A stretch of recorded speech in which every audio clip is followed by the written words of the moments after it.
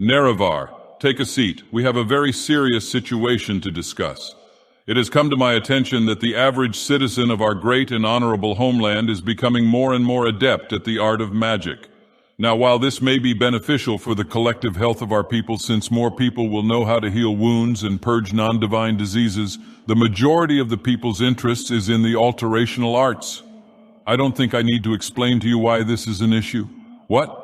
No, Nerevar, I'm not saying this means you can turn regular sugar into moon sugar. I mean, you probably could, but that's not even close to the point I'm getting at. Okay, so apparently I do need to explain to you why this is an issue. Nerevar, the main currency used by all cultures, be it the Altmer of Somerset Isle all the way to the mongrel dogs of the Empire, is made mainly of gold. Do you know why this? Come again?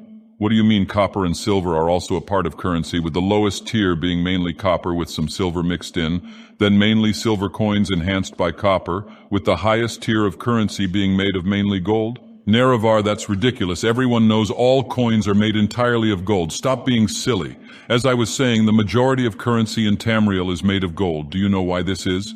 Outside of the simple caveman logic of it being shiny, it also has a number of practical uses, being very good for enchantments and jewelry. But the most important reason is its rarity. Gold is more difficult to come by than most metals people commonly know about, but not so rare that we can't use it for anything.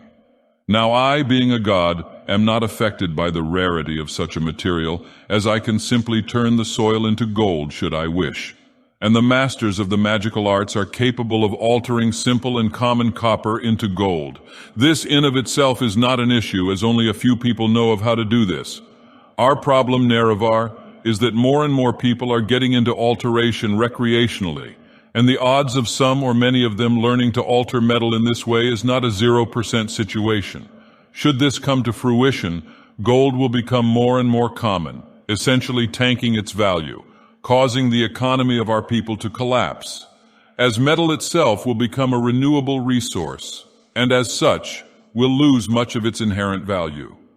This, moon and star, is a situation I have been preparing for quite some time.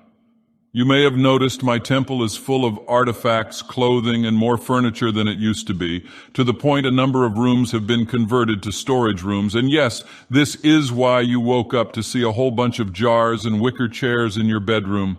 You see, Nerevar, the value of the base material themselves will lessen, but the actual crafted goods we make from them will still retain their value. Stone on its own isn't worth an arm and a leg, but a sculpture of my visage that I commissioned from one of the most famed sculptors in the land, well, that's worth more than its weight in gold. The current value of gold, I mean. Once the people of Tamriel catch on to the value of gold plummeting, we'll more than likely see a return to a barter system. So with all our crafted goods and legions of ash servants ready to perform menial labor, we should be mostly fine to continue our plans. What do you mean this is oddly well thought out for one of your plans? Nerevar. All of my plans are perfect, don't be ridiculous. Incidentally, I have another plan for how to purge the mongrel dogs of the Empire from our homelands. Now, as is tradition, I've decided, you'll need to take off your pants for this. How many eggs do you think you can fit in your Nerevar? Where are you going?